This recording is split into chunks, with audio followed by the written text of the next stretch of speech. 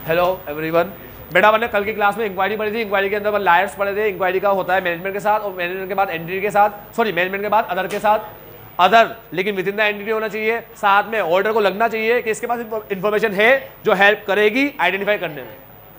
ठीक है, इसके पास इंफॉर्मेशन है जो हेल्प करेगी रिस्क आइडेंटिफाई करने में उसके साथ। अब वो कौन है? वो है लायर्स। लायर से इंक्वायरी करेंगे अपन। ठीक है, LIERS। ठीक, लायर्स मतलब क्या होता है? लेकिन ये स्पेलिंग सही है लायर्स की? नहीं। ठीक है, अब मैंने याद रखने के लिए ऐसे कर रहा है लायर्स। ठीक, अब एल का मतलब होता है इन हाउस लीगल काउंसिल से लिटिगेशन वगैरह के बारे में पूछेंगे और फ्रॉड वगैरह की नॉलेज होगी। और उसके बाद आई का मतलब इंटरनल ऑडिट पर्सनल से अपन पूछेंगे कि भाई डिजाइन एंड इफेक्टिवनेस के बारे में, इंटरनल कंट्रोल के, और मैनेजमेंट ने उसको सेटिस्फैक्टरी रेस्पॉन्स दिया क्या टू फाइंडिंग्स। ठीक है, सेटिस्फैक्टरी रेस्पॉन्स टू फाइंडिंग्स। ठीक है, अब इंफॉर्मेशन सिस्टम पर्सनल से अपन पूछेंगे चेंजेस वगैरह के बारे में सिस्टम में, और वो कंट्रोल फेलियर के बारे में, कोई कंट्रोल फेलियर है क्या। ठीक है, तुमने कोई पासवर्ड वगैरह नहीं लगा रखा या कोई एंटीवायरस वगैरह नहीं है तुम्हारे पास, वायरस आ जाए, पिक्चर बन जाए।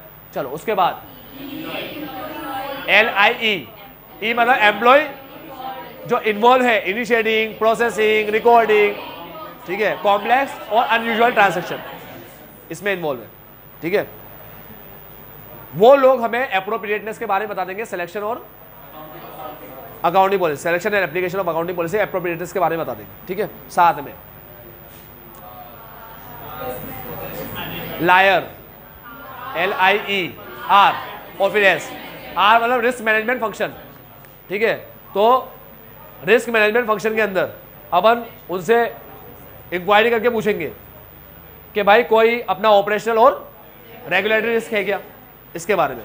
उसके बाद आता है अपना S का मतलब marketing and sales personnel. S मतलब सेल्स पर्सनल। इनसे अपन पूछेंगे अपनी कोई स्ट्रेटेजी में चेंज आया क्या, साथ में सेल का ट्रेंड वगैरह है ना, कोई ट्रेंड वगैरह है तो वो पूछेंगे ताकि अपन को पता पड़े भाई इनका सेल चलती कैसे है। ठीक है, चलो अब इसमें तुम्हें एक वर्ड याद रखना है हमेशा, मतलब ये वर्ड बार बार तुम्हें लिखना है, इंक्वायरीज डायरेक्टेड टूवर्ड्स।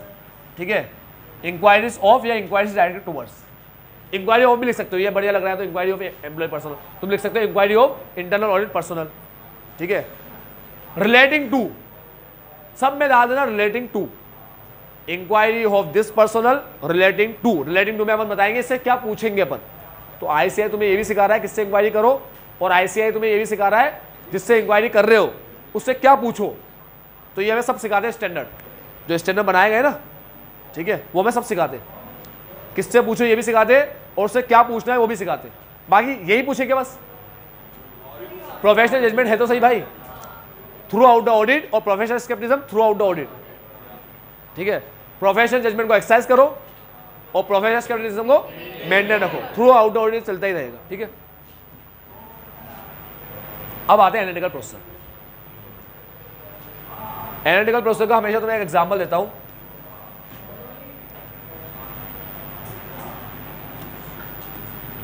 सेल और प्रॉफिट का। मान लो सेल है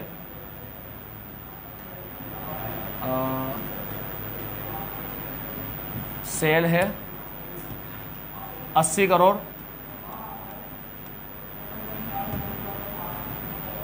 सेल है 80 करोड़, ठीक, सॉरी सेल है 100 करोड़ और प्रॉफिट है 8 करोड़। तो करंट ईयर का सेल 100 करोड़ है, करंट ईयर का प्रॉफिट 8 करोड़ है। ठीक है, अपन ने देखा कुछ दिक्कत दिख रही है क्या इसमें? ठीक है, प्रॉफिट कम है, बाकी और कोई इसको देख के कोई दिक्कत दिखेगी क्या?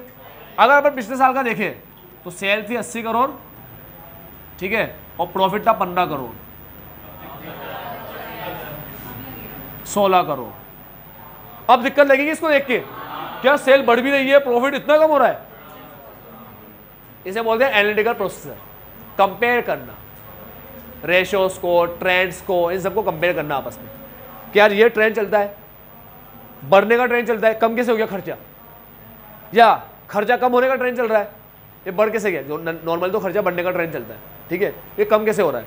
या खर्चा तो बराबर चलता है, थोड़ा बहुत ही फ्लक्चुएशन आता है, ये अचानक से इतना बढ़ गया, वो बढ़ा हुआ ही रहा, ऐसा क्या हुआ, कुछ हुआ क्या यहाँ पर?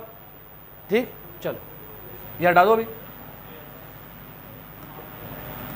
Analytical procedure perform as risk assessment procedure. देखो मेरी बात सुनो, तुम लोग क्या परफॉर्म कर रहे हो? Risk assessment procedure. तो अगर आज मैं तुम्हें ऐसे बोलूं जाओ और परफॉर्म करो रिस्क असेसमेंट प्रोसीजर, तो तुम बोलोगे सर क्या परफॉर्म करूं, मतलब कौन कौन से प्रोसीजर परफॉर्म करूंगा? तो वो रिस्क असेसमेंट प्रोसीजर कहलाएंगे। ठीक है, तो मैंने कहा जाकर इंक्वायरी करो। तो ये सब टेक्निक है, इंक्वायरी वगैरह टेक्निक है। ठीक है, ये सारे मिलकर जो जो काम तुम रिस्क असेसमेंट में यूज कर रहे हो, जो जो टेक्निक तुम रिस्क असेसमेंट यूज कर रहे हो, वो सब मिलकर टेक्निक मिलकर बन रही है रिस्क असेसमेंट प्रोसीजर।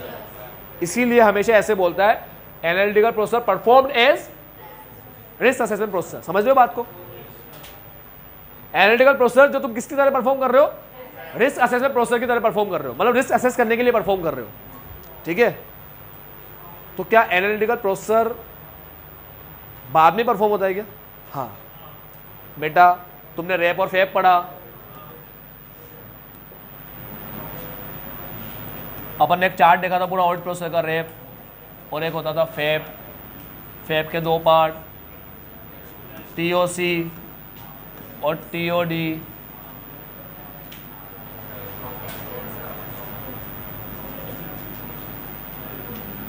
सॉरी, इसके दो पार्ट, एक CP TOC test of control और एक एसपी सब्सटेंसिव प्रोसीजर। ठीक है, सब्सटेंसिव प्रोसीजर के दो पार्ट, एक एपी और एक टीओडी टेस्ट ऑफ डिटेल। ठीक है, टेस्ट ऑफ डिटेल के दो पार्ट, वाउचिंग वेरिफिकेशन। अब ये जो एपी था, ये था एनालिटिकल प्रोसीजर, ये दोबारा परफॉर्म होगा लेकिन एज सब्सटेंसिव प्रोसीजर परफॉर्म होगा। तब इसको ऐसे बोलेंगे analytical procedure as substantive procedure. ठीक है, अभी बोल रहे analytical procedure as RAP, risk assessment procedure. ठीक है, समझ लो बात। तो एनालिटिकल प्रोसीजर पहले भी होता है, अभी भी होता है, दो बार होता है। मुझे एक बात बताओ, ये दोबारा होगा ना एनालिटिकल प्रोसीजर वापस? हाँ, तो ज्यादा डिटेल में कौन सा होगा? फैप वाला? हाँ? क्या रैप वाला? रैप में तो कोई चीज डिटेल में होती ही नहीं, तो ज्यादा डिटेल में होगा फैप वाला। रैप में तो अपन ऐसे ऊपर से अपन चेक कर लेंगे। रैप में तो मेरे को ये देखना है रिस्क कहां पर ज्यादा है, रिस्क असेसमेंट परफॉर्म करके सिर्फ रिस्क देख रहा हूं। ठीक है, ये तो रिस्क के बारे में मालूम कर रहा हूं, और एक सेफ साइड पे चलने के लिए ऐसे ही मालूम कर रहा हूं भाई रिस्क ज्यादा कहां पर है। मेन काम तो अब परफॉर्म करूंगा। ठीक है, जो मेरे को मिसस्टेटमेंट ढूंढ के निकाला जाएगा जिसमें। आई बात समझ में? इसीलिए ज्यादा डिटेल में जो परफॉर्म होता है ना, किसमें होता है?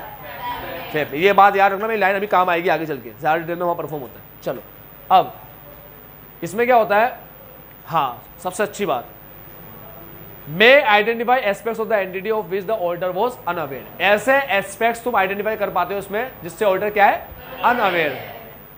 ठीक है, याद रखना, एनालिटिकल प्रोसीजर अनअवेयर और अनयूजुअल चीजों को बता देता है। समझ रहे हो? कंपेयर करने से अनयूजुअल या अनअवेयर चीजें पता पड़ जाती हैं। समझिए बात? ठीक, तो आइडेंटिफाई कर पाता है aspects of entity of which the auditor was unaware.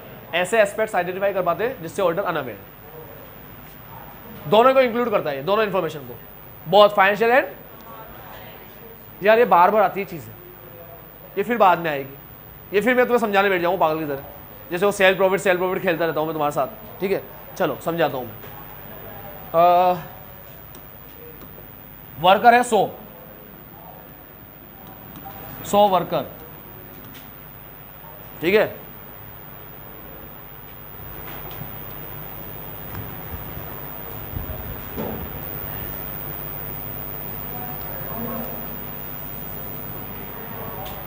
सौ वर्कर है, एक वर्कर को देता हूं मैं, मान लो ये 1000 रुपया देता हूं।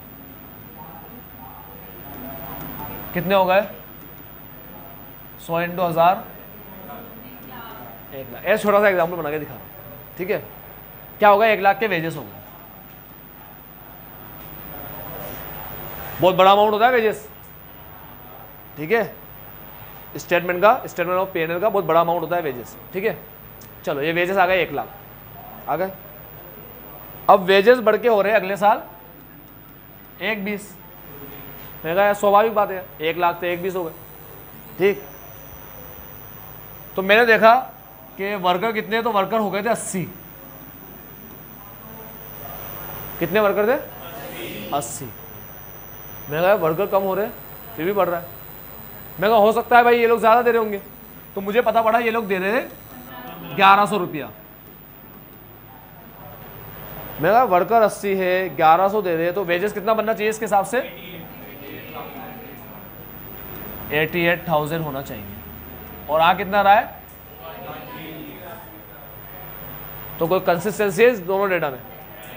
Scrutiny of data, statistics, consistency, है ना।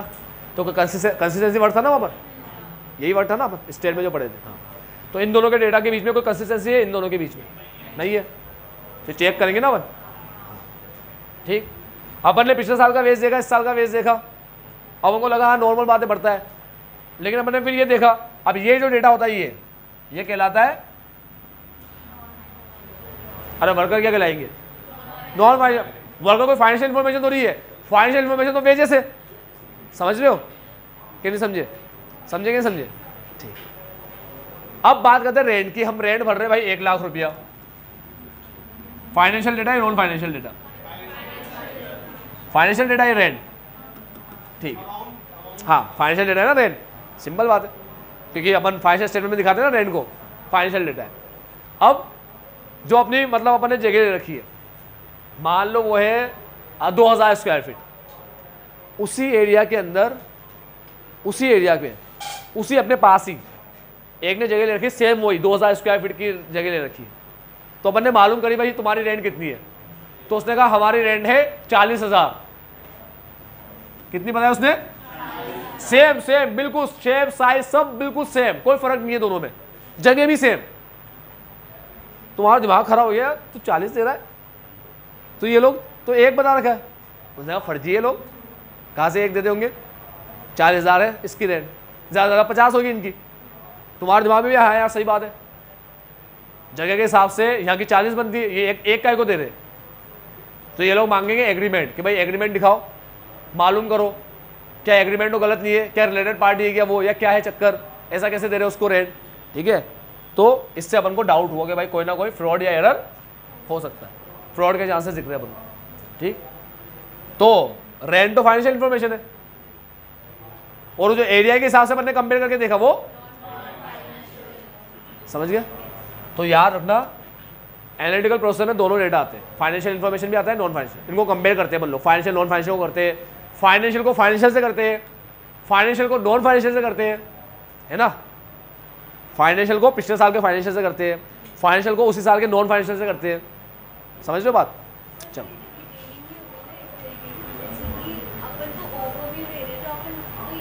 नहीं तो कंपेयर तो करना पड़ेगा ना, कंपेयर कैसे करोगे? मैं बताऊंगा ओवरव्यू क्या होता है, डिटेलिंग क्या होती है, ओवरव्यू क्या होता है बताऊंगा, अभी आगे बताता हूँ, ठीक है। नहीं बताऊंगा डिटेलिंग क्या है, अभी बताता हूँ। एग्जाम्पल दे रखा है फाइनेंशियल नॉन फाइनेंशियल का। क्या एग्जाम्पल है? Relationship between sale and square footage of selling space. Sale और सेलिंग स्पेस, जहां पर माल बिक रहा है जिस जगह पे, वो जगह के कोई रिश्ता है क्या सेल के साथ, ठीक है। और वॉल्यूम ऑफ गुड्स सोल्ड, क्या सेल का और वॉल्यूम ऑफ गुड्स सोल्ड का कोई रिश्ता है क्या? क्या सेल का और सेल क्वांटिटी का कोई रिश्ता है क्या? है ना, हाँ होता ही है। अब तुम क्या करोगे? पिछले साल के सेल लोगे, क्वांटिटी लोगे, उससे दोनों को डिवाइड करके एवरेज निकालोगे, एवरेज रेट सेलिंग प्राइस निकालो, एवरेज सेलिंग प्राइस। तुम देखोगे इस बार क्या आ रही है सेलिंग प्राइस, ठीक है। तुम देखोगे जब कोई चेंज आया ही नहीं तो सेलिंग प्राइस में चेंज कैसे आ रहा है, ठीक है। यार डेटा कंसिस्टेंट नहीं है, ठीक है। चलो अब एनालिटिकल प्रोसेसर ऑर्डर को हेल्प करता है अनअवेयर चीज के बारे में भी, और अनयूजुअल के पहले ही बता दिया, अनअवेयर अनयूजुअल चीजें बताता है। ऐसी चीजें इसके बारे में अपन को पता ही नहीं, अपन अवेयर ही नहीं है उसके बारे में, वो कंपेयर करने से पता पड़ रही है अपन को। अनयूजुअल ट्रांजेक्शन, ठीक है। अनयूजुअल समझते हो ना, जो नॉर्मल कोर्स में नहीं होते, ठीक है, एबनॉर्मल नेचर के, ठीक है। एबनॉर्मल वर्ड सही नहीं होता बोलने के लिए, इसलिए अपन अनयूजुअल ट्रांजेक्शन बोलते हैं, ठीक है। एबनॉर्मल का फिर दूसरा मीनिंग भी निकल जाता है। और इवेंट, अनयूजुअल ट्रांजिशन एंड और इवेंट्स एंड या may help identify the existence of, अभी बताता है अनयूजुअल अमाउंट, रेशियोज और trends that might indicate matters that have audit, सबके बारे में बताता है। तो ये हमें अनयूजुअल ट्रांजिशन इवेंट के बारे में बताता है और ऐसे एस्पेक्ट आइडेंटिफाई कर पाते हैं जिससे ऑडिटर अनअवेयर है। तो ऑडिटर ऐसे एस्पेक्ट आइडेंटिफाई कर पाते हैं जिससे अनअवेयर है और हेल्प करता है चेक करने में, अनयूजुअल ट्रांजिशन और इवेंट के एग्जिस्टेंस को चेक करने में हेल्प करता है। ठीक है, चलो फिर आता है अनअवेयर हो गया, अनयूजुअल हो गया, अब आया अनएक्सपेक्टेड और रिलेशनशिप। ठीक है, तो अनयूजुअल अनएक्सपेक्टेड कुछ भी बोल सकते हो, दोनों एक ही है। तो तुम लोग चाहो तो अनयूजुअल ट्रांजिशन इवेंट के साथ अनयूजुअल रिलेशनशिप भी बोल सकते हो। ठीक, that may identify that are identify may assist the order to in identify risk of multiple statement specially risk of. हाँ, एक बात याद रखना और ये बात शायद तुम्हें पढ़ते ही समझ में आ गई होगी, specially risk of specially risk due to fraud.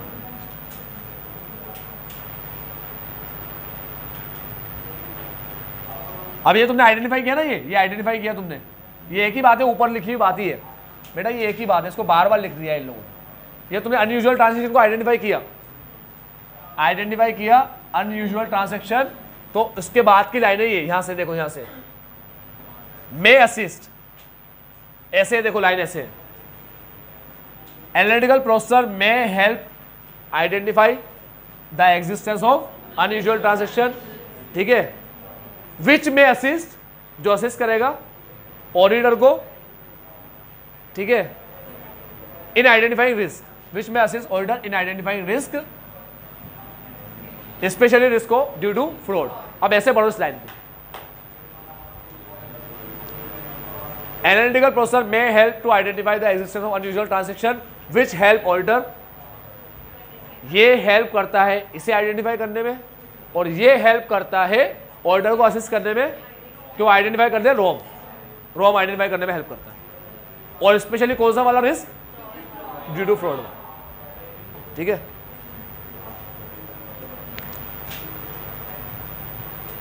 अब देखो क्या लिखा है, however when such analytical processors use data aggregated at a high level, ये high level aggregated data use करता है, डेटा को पूरा क्लासिफाई करके उसका एक एक पार्ट को यूज नहीं करता, वो डिटेल हो गया डिटेल। ठीक है, ये तो पूरा एग्रीगेट यूज कर लेता है, यानी ये सेल ले लेगा पूरी। अब सेल अगर डिपार्टमेंट वाइज है या प्रोडक्ट वाइज है तो प्रोडक्ट वाइज नहीं लेगा, ये सेल को सेल से कंपेयर करेगा। ठीक है, ये सेल के इंडिविजुअल कंपोनेंट को एक दूसरे से कंपेयर नहीं करेगा कि भाई सेल डिपार्टमेंट वाइज है तो अलग अलग डिपार्टमेंट के हिसाब से पहले बांटा। ठीक है, भाई डिपार्टमेंट है 4 ABCD, तो सेल को 4 बांटा बनने ABCD, फिर पिछले साल की ABCD, फिर चारों को कंपेयर किया, फिर A में फर्क देखा, फिर B में फर्क देखा, फिर C में फर्क देखा, फिर देखा कौन सा डिपार्टमेंट मक्कार है, चोर है, फ्रॉड कर रहा है, नोटंकी कर रहा है। भाई ऐसा भी तो हो सकता है चारों डिपार्टमेंट में से कोई 1-2 डिपार्टमेंट चोर हो, है ना, आई बात समझ में। ऐसा भी तो हो सकता है 3-4 प्रोडक्ट में से किसी एक प्रोडक्ट में ज़्यादा फ्रॉड किया जा रहा हो, उसका नेचर ही ऐसा हो। ठीक है, एम्प्लॉय ले जाके उसको बेच रहा हो, या घर ले जाता हो, या घर में बांट रहा हो, या कुछ भी पर्सनल यूज़ में ले रहा हो उसको। ठीक, समझ लो बात क्या कहना चाह रहा हूँ। तो अपने ऐसे तो नहीं देखा है, अब तो डेटा को कैसे ले रहे, एग्रीगेटेड हो भी हाई लेवल। ठीक है, मतलब कोई क्लासिफिकेशन करते ही नहीं उसका, हाई लेवल में एग्रीगेट रखते हैं उसको। तो when such analytical processor use data, ये एनालिटिकल प्रोसेसर अगर डेटा यूज करे एग्रीगेटेड एट हाई लेवल। अब देखो आगे क्या लिखा है ब्रैकेट में, which may be situation with AP perform as rep. जब एपी को एज अ रेप परफॉर्म करते हो, रिस्क असेसमेंट परफॉर्म करते हो, ये तब की सिचुएशन है। क्यों? क्योंकि फेब में तो क्या होता है, डिटेलिंग होती है, वहां तो बहुत डिटेल में परफॉर्म किया जाता है। अभी समझ में आई बात, मैं तुम्हें कहा था ये बात तुम्हें आगे काम आएगी, अभी जो बता रहा हूं ये वो वाली बात। तो however when such analytical processor use data, अगर ये डेटा यूज करेगा एग्रीगेटेड हाई लेवल, ठीक है, एग्रीगेटेड डेटा यूज करेगा, अगर रेप जनरली रेप में करता है, रेप में जनरली अपन डेटा जो यूज करता है अपना एपी रेप के अंदर जो जनरली डेटा यूज करता है वो कौन सा करता है, एग्रीगेटेड हाई लेवल। तो फिर रिजल्ट भी कैसा आता है, कंक्लूजन भी कैसा आता है, the result of those AP only provide a broad initial indication, broad indication देता है बस, ठीक है। तो डेटा भी कैसा ले रहा हो, ले रहे हो तुम लोग एग्रीगेटेड डेटा हाई लेवल, तो रिजल्ट भी कैसा आ रहा है, ब्रॉड ओवरव्यू, एक ओवरव्यू आ रहा है तुम्हारे सामने ब्रॉड, ठीक है, कि भाई कुछ तो गड़बड़ है। लेकिन अब तुम्हें ये पता नहीं पड़ पा रहा कि वो 4 डिपार्टमेंट में से कौन से डिपार्टमेंट में गड़बड़ है, तुम्हें इतना पता पड़ पा रहा कुछ गड़बड़ तो है, ठीक है। तो एक ब्रॉड इंडिकेशन आ गया कुछ तो गड़बड़ है दया, मगर कौन से डिपार्टमेंट में, वो फैब जब परफॉर्म करोगे तब बांटोगे, तब आ जाएगा। यार अब मेरे को क्या हुआ, मेरे को ऐसे अब वो हो रही है, क्यूरियोसिटी हो रही है, क्या पता चली गया है मेरे को कुछ गड़बड़ है, तो मैं अभी कर लूँ क्या एपी फैब वाला भी कर लूँ, अभी पहले रैप पूरा कंप्लीट करने के बाद वेब करूँ, मेरे को अभी ऐसे बहुत इच्छा हो रही है, मेरे को लग रहा है यार मेरे हाथ में आ ही रहा है, वो आ ही गया है मतलब, ठीक है, तो अभी वेब कर लेता हूँ, ना करूँ, कर लो भाई, चैप्टर नंबर 2 ने बोला है कर लो, इंटर रिलेटेड, इंटर कनेक्टेड क्या बोला उसने, इंटरलिंक कॉन्सेप्ट है, ठीक है, कैसे भी कुछ भी परफॉर्म कर सकते हो, कोई दिक्कत नहीं है, तुम्हारे मन में आए जैसे करो यार, रैप परफॉर्म करते करते फैब करने लग जाओ, फिर वापस रैप पे आ जाओ, मना थोड़ी है, ठीक है। अपना जो पूरा ऑडिट है ना, प्लानिंग, फिर रैप के आउटकम के हिसाब से फैब की प्लानिंग, फिर फैब, ये सब क्या है आपस में इंटर रिलेटेड, ठीक है, मतलब वो है ये क्या बोलते हैं इसको, सीक्वेंशियल नहीं है ये, ठीक है। चैप्टर नंबर 2 में पढ़ा था सीक्वेंशियल नहीं है कि तुम सीक्वेंशियली ऐसे पढ़ो, ठीक है, ये कंटिन्यूअल प्रोसेस है, कंटिन्यूअस, एक के बाद एक कैसे भी आ सकता है ये, ठीक है। तो अभी मेरी ये वाली बात याद रखना कि मैंने ऐसे एपी किया, मेरे को ऐसा पता पड़ गया, मेरे को करना डिटेल में एपी, तो कर लूँगी हाथों हाथ, तो मैं तुम्हें कर लो, अभी ये आगे आएगी बात, ठीक है। चलो आगे बढ़ते हैं। देखो मैंने एपी में क्या पढ़ा, मैंने एपी में पढ़ा, एपी एक तो आइडेंटिफाई करने में हेल्प करता है ऐसे एस्पेक्ट्स जिससे ऑर्डर अनअवेयर, ऑर्डर को हेल्प करता है आइडेंटिफाई करने में अनयूजुअल और अनएक्सपेक्टेड ट्रांजैक्शन और रिलेशनशिप और इवेंट्स, ठीक है। जो हेल्प करता है ऑडिटर को आइडेंटिफाई करने में क्या, रिस्क, और specially risk of due to fraud, risk due to fraud.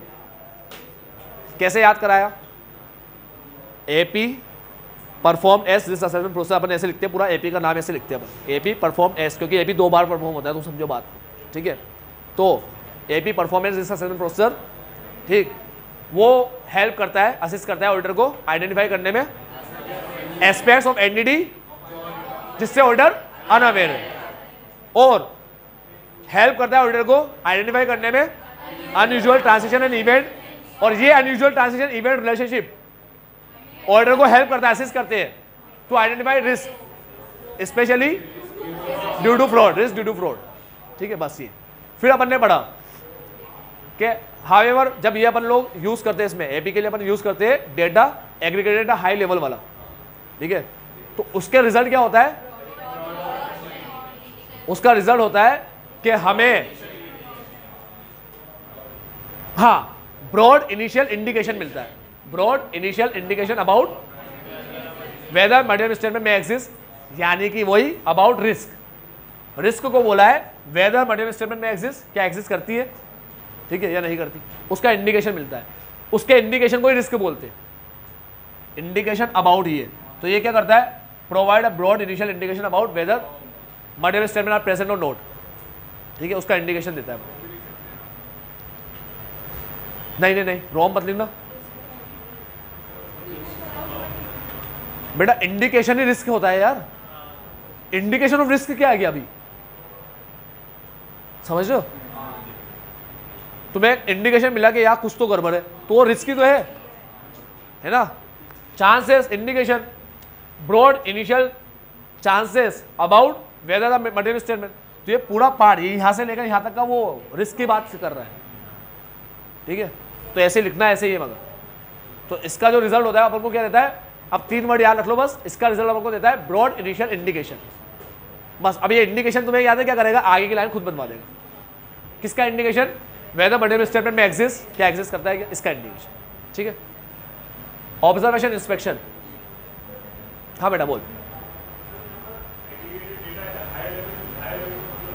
Aggregated data high level का मतलब होता है कि जैसे सेल उठाई है बंदे, तो पूरी के पूरी सेल डायरेक्ट उठा लेते हैं सीधा के सीधा, ऐसा कोई भी बाइफिकेशन क्लासिफिकेशन, भाई अगर मान लो डिपार्टमेंट भी है प्रोडक्ट भी है तो डिपार्टमेंट वाइज भी कर रहे हैं, प्रोडक्ट वाइज भी कर रहे हैं, या 4 डिपार्टमेंट है तो 4 डिपार्टमेंट का मंथली कर रहे हैं, क्योंकि हो सकता है ना भाई डिपार्टमेंट ऑफ फ्रॉड भी कर रहा है तो पर्टिकुलर किसी मंथ में कर रहा हो, है ना। इसे बोलते हैं बहुत ज्यादा सेग्रीगेट करना। तो चलो ठीक है तुम मंथली नहीं कर रहे तो 4 डिपार्टमेंट वाइज तो कर लो कम से कम। एपी कैसे होता है, 4 डिपार्टमेंट बांटे, उसके बाद मंथली भी किया। अब पहले डिपार्टमेंट का जनवरी का, दूसरे का जनवरी का, तीसरे का जनवरी का, चौथे का जनवरी का, फिर पहले का फरवरी का, दूसरे का फरवरी का, ऐसा अलग अलग कर रहे ना मत। तो एक डिपार्टमेंट का 12 महीने का अलग अलग किया एपी। भाई तुम महीने वाइज नहीं कर रहे तो कम से कम 4 डिपार्टमेंट वाइज तो कर लो, वो भी नहीं कर रहे तो उसे हाई लेवल एग्रीगेटेड बोलते हैं। ठीक है, यानी साधारण भाषा में मैं तुम्हें बताऊं हाई लेवल एग्रीगेटेड क्या होता है, वो पूरा के पूरा अमाउंट ऐसे कैसे उठा लेना, कोर अमाउंट ऐसे पूरा टोटल अमाउंट। ठीक है, कुछ करना ही नहीं, थोड़ा सा भी कुछ भी नहीं करना उसमें, वो हाई लेवल एग्रीगेटेड बोलते हैं। Aggregated high level. ठीक है, अब आता है ऑब्जर्वेशन एंड इंस्पेक्शन। एक लाइन तुम्हें हमेशा पढ़ने को मिलेगी कि इंक्वायरी अलोन सफिशिएंट नहीं होती ऑडिट एविडेंस प्रोवाइड करने में। कभी भी इंक्वायरी अकेली सफिशिएंट नहीं होती, उसको सपोर्ट चाहिए। सपोर्ट मतलब तुमने एम्प्लॉय से पूछा यार, ये मैनेजमेंट से पूछा ये कैसे होता है, तुम काम बराबर करते हो नहीं करते, मैनेजमेंट का ऑब्वियसली बराबर ही करेंगे, क्यों नहीं करेंगे। या बच्चे से पूछूंगा पढ़ाई कैसे करता है, सर सही करता हूँ, आता है देखो सब, हाँ सर मैं पढ़ रहा हूँ बराबर चल रहा है ना सब, हाँ सर क्वेश्चन कर रहा है ना, हाँ सर हाँ सर हाँ सर हाँ सर। अब मैंने कहा अच्छा है, सब में हाँ तो बोल दिया इसने, अब देखता हूँ मैं, ठीक है, या तो इसको ऑब्जर्व करता हूँ या इसकी टेस्ट कॉपी वगैरह को इंस्पेक्ट करता हूँ ताकि पता चले मेरे को कि इंक्वायरी में कितना सच बोला ये। तो इंक्वायरी में तो वो बोल ही देंगे, बोलने में क्या जा रहा है, अपना जो मुंह में आया बोल दो। वो कौन सा कानून के सामने खड़े हो तुम लोग यार, वो वहाँ खड़े हो तुम लोग, वो अदालत में, वो अदालत में बोलते हैं वकील कि बस सोच समझ के बोलना, कुछ भी बोल दिया तो उसका भी सबूत देना पड़ जाएगा, उल्टी सीधी बात मत कर देना, वकील समझा के भेजता है ऐसा। ठीक है, अब यहाँ पर कोई थोड़ी वकील है या तुम्हें वो विटनेस ऑन ओथ चल रहा है। ठीक है, यार जो मन में आया तुम बोल रहे हो, इंक्वायरी में कर रहे हो। खैर वैसे इंक्वायरी रिटर्न तरीके से भी होती है, ऐसा को पूछ के नहीं करता हो, उसका सबूत कहाँ से रहेगा, वो लिख कर क्वेश्चन तुमसे पूछता है तो तुम्हें जवाब देना पड़ता है। वो कैसे होती है इंक्वायरी, वो अगले चैप्टर में पढ़ेंगे अपन। ठीक है, नहीं इसमें भी आएगा शायद, इसमें आएगा, इसमें इंक्वायरी आएगा भी इसमें। ठीक है, अब मेरी बात सुनो, इंक्वायरी करना अपन सीखेंगे आगे, वो आगे की बात। लेकिन इंक्वायरी अपने आप में काफ़ी नहीं होती, इंक्वायरी की चीज़ों को फिर ऑब्जर्व भी करना होता है, इंस्पेक्ट भी करना होता है। ठीक है, तुम्हारी कॉपियों को इंस्पेक्ट कर लिया मैंने, पता पड़ गया मार्क्स देख के कितना अच्छा पढ़ाई कर रहे हो तुम लोग, है ना, मेरी आंखें खुश हो गई, मेरे को ऐसे खुशी के आंसू आ गए। चलो बेटा देखो क्या लिखा है, may support inquiry of management and others. ये ऑब्जर्वेशन इंस्पेक्शन क्या करते हैं, सपोर्ट करते हैं इंक्वायरीज ऑफ मैनेजमेंट अदर। हाँ, मैं वर्ड तो जरूर लगाएंगे। ठीक है, कोई हमेशा की बात थोड़ी आ जाती है। तो मैं सपोर्ट इंक्वायरीज ऑफ मैनेजमेंट, तो यार ना या ऑब्जर्वेशन करो या इंस्पेक्शन करो, ये हमारी इंक्वायरी को क्या करेंगे, सपोर्ट करेंगे। इंक्वायरी को सपोर्ट चाहिए होता है किसी को, क्योंकि इंक्वायरी अपने आप में अलोन सफिशिएंट साई प्रोवाइड नहीं कर सकती। ये सारे आ गए ऑब्जर्वेशन इंस्पेक्शन। सबसे पहले एंटिटीज ऑपरेशन आ गया। ठीक है, एंटिटी के काम को क्या करोगे, ऑब्जर्व करोगे, इंस्पेक्ट करोगे। ऑब्जर्व करो डॉक्यूमेंट को, रिपोर्ट को, प्रेमाइसिस को,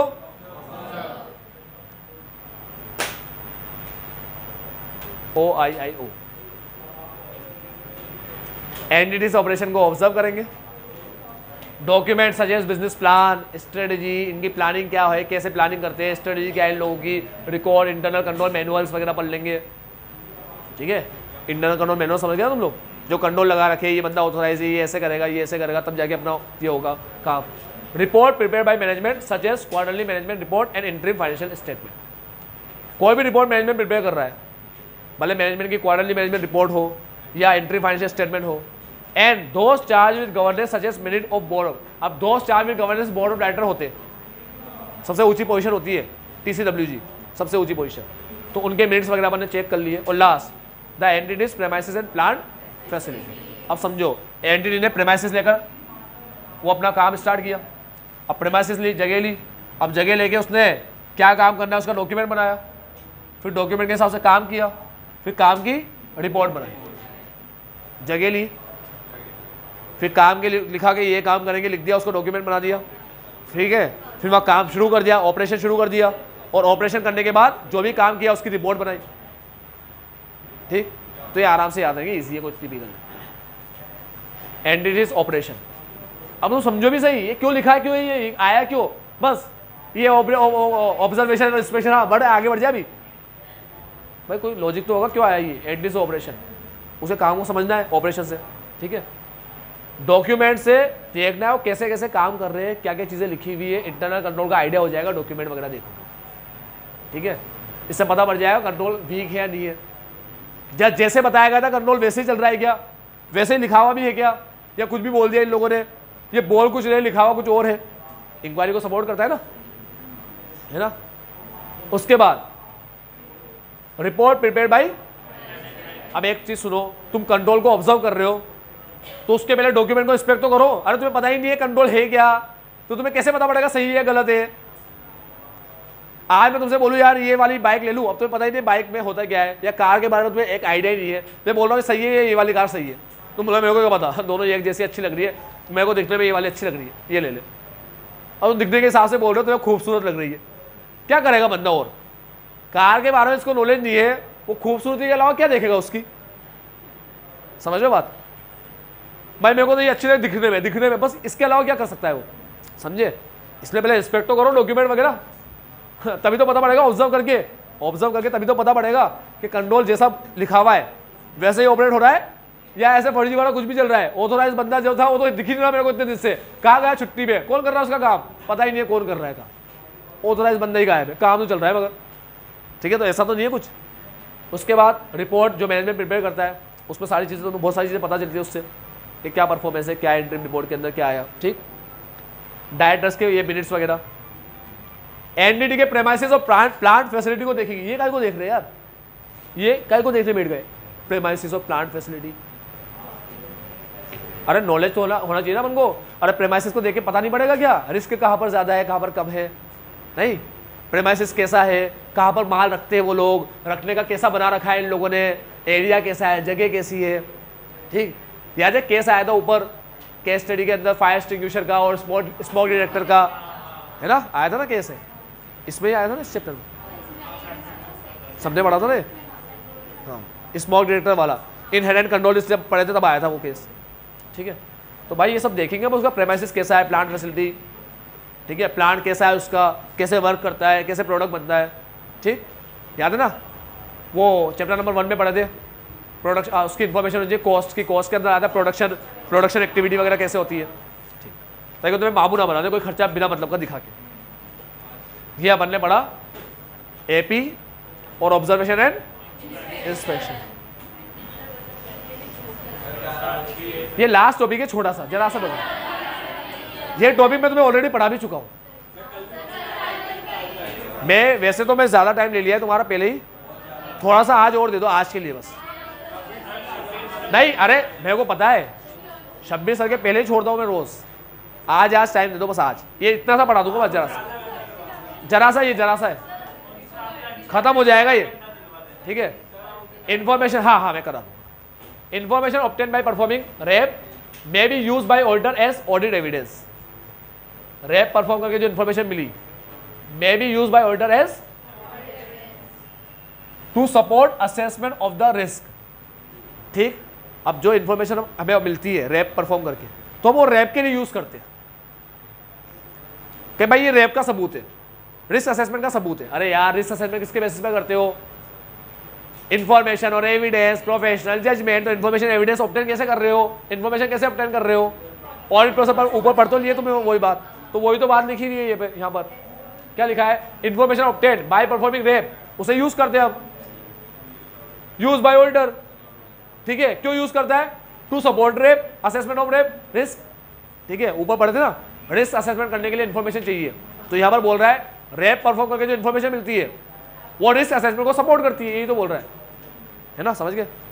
तो रिस्क असेसमेंट परफॉर्म करके जो इन्फॉर्मेशन मिलती है ऑडिटर उसको यूज करता है एज अ एविडेंस जो सपोर्ट करता है उसके रिस्क असेसमेंट को। कल से उससे कोई पूछ ले रिस्क कैसे असेस किया, तो इन्फॉर्मेशन लेके बता देगा। वैसे बोलेगा प्रोफेशनल जजमेंट, पता है तेरे को, बोले क्या प्रोफेशनल जजमेंट बेटा क्या, उसको बताएंगे देख ये एविडेंस हमने ऑब्टेन किए, इसके बेसिस पे हमने डिसाइड किया, ये हमारे एविडेंस सबूत है हमारा, ठीक है, ये हमारे रिस्क असेसमेंट को क्या करता है, एविडेंस सपोर्ट करता है, ठीक है।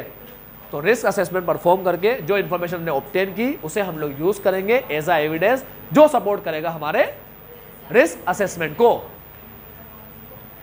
हाँ, अब अच्छी बात बोलता है, इन एडिशन द ऑडिटर में obtain audit evidence about assertion and operating effectiveness of control even though such procedure were not specially planned as substantive procedure or test of control.